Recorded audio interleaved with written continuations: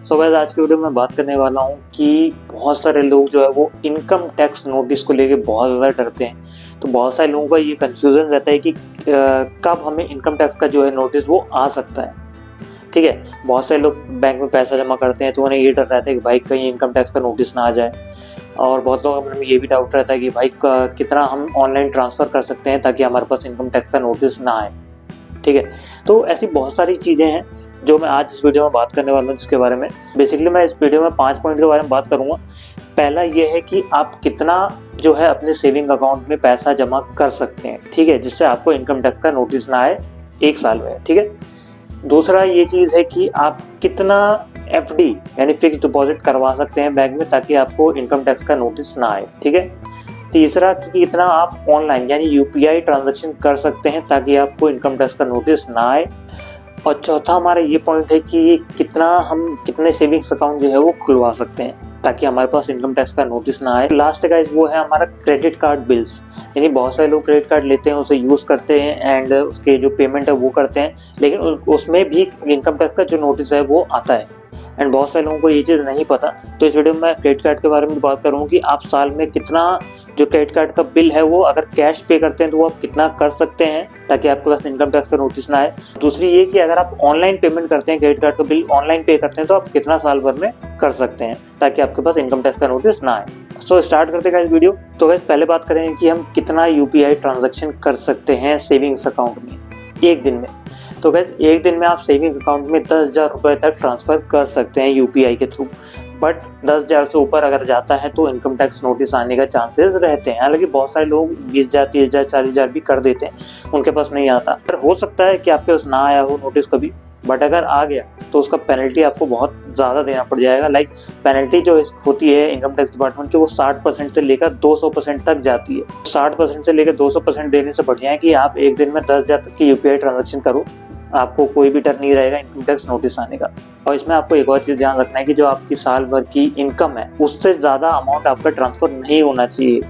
जैसे कि मान लीजिए आप साल में 5 लाख रुपए कमाते हैं, ठीक है, और आप ट्रांसफ़र कर रहे हैं UPI के थ्रू 6 लाख 7 लाख रुपए साल में, तो डेफिनेटली इनकम टैक्स का नोटिस आएगा आपके पास एंड वो आपसे पूछेगी कि आप अगर इनकम आपकी जो एनुअल इनकम है वो 5 लाख रुपए है तो बाकी के 2 या 3 लाख रुपए जो आप एक्स्ट्रा ट्रांसफर कर रहे हैं वो आपके पास कहाँ से आ रहे हैं। आपको ध्यान रखना है कि आपकी एनुअल इनकम से ज़्यादा आपका जो UPI ट्रांजेक्शन है वो नहीं होना चाहिए। ओके गाइस, तो अब बात करते हैं अपने दूसरे पॉइंट के बारे में कि आप मैक्सिमम कितना फिक्स डिपॉजिट कर सकते हैं साल में।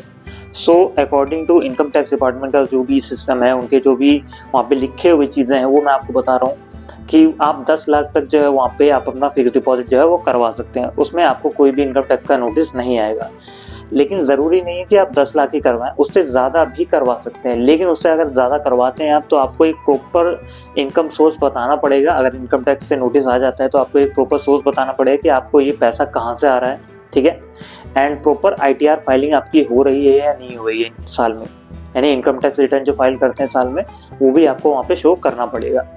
और इसमें कुछ और भी चीज़ें हैं गाइस जो इम्पोर्टेंट है, जैसे कि अगर आप साल में है ना, साल में अगर आपने फिक्स डिपॉजिट करवा रखा है तो साल में अगर आपका वो फिक्स डिपॉजिट मैच्योर होने के बाद उससे जो भी इंटरेस्ट आता है, ठीक है, अगर साल भर में वो 40,000 से ज़्यादा होता है तो आपका 10% TDS जो है वो डिडक्ट कर लिया जाएगा बैंक की तरफ से और वो इनकम टैक्स डिपार्टमेंट में भेज दिया जाएगा।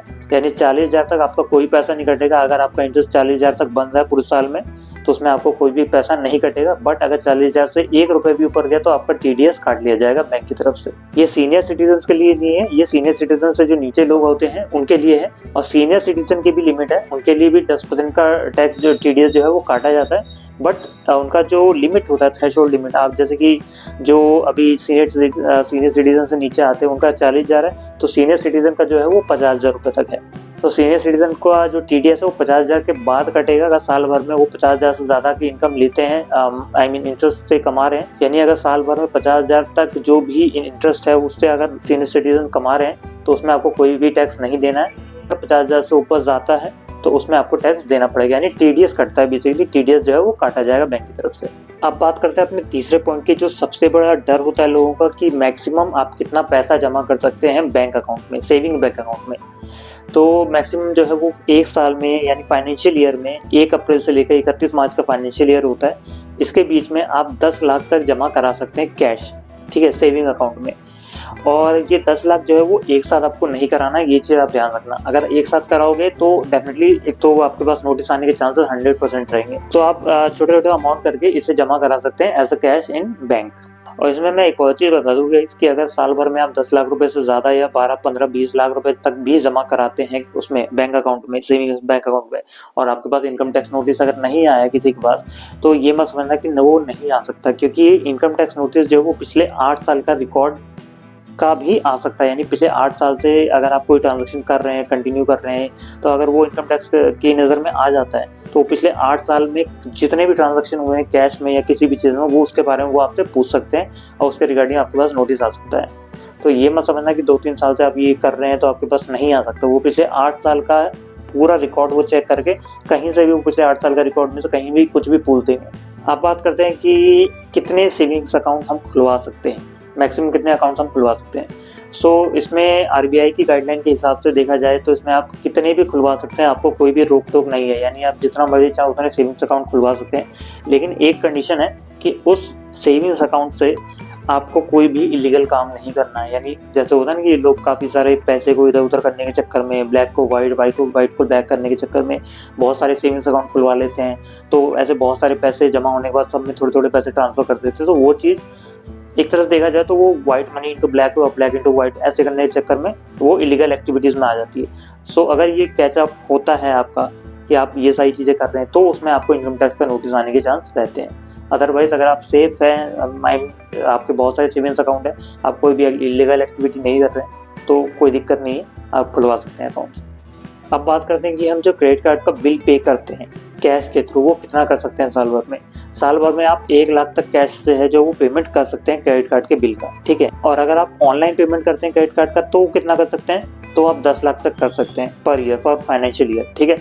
अगर आपका इससे एक्सीड जाता है अमाउंट, तो आपको वो शो करना पड़ेगा कि आपका ये इनकम सोर्स कहाँ से आ रहा है, इतना पैसा कहाँ से आ रहा है जो आप इतना ट्रांजेक्शन कर रहे हैं या फिर इतना पेमेंट कैसे कर रहे हैं। तो वो सारी चीज़ें आपको दिखानी पड़ेगी, ITR फाइलिंग वगैरह दिखानी पड़ेगी। और इनकम टैक्स का नोटिस आया तो जो भी इनकम टैक्स के रूल्स एंड रेगुलेशंस होते हैं, ये सारी चीज़ें मैंने पढ़ी है, इसके बारे में सर्च किया, तब मैं जाके ये वीडियो बना रहा हूँ। ये 5 पॉइंट थे गाइस जो मैंने इस वीडियो में आज क्लियर किए हैं। अगर आपको वीडियो अच्छी लगी तो वीडियो को प्लीज़ लाइक करना, चैनल को सब्सक्राइब करना ऐसे ही अपकमिंग वीडियोस देखने के लिए। मिलते हैं गाइस नई वीडियो में।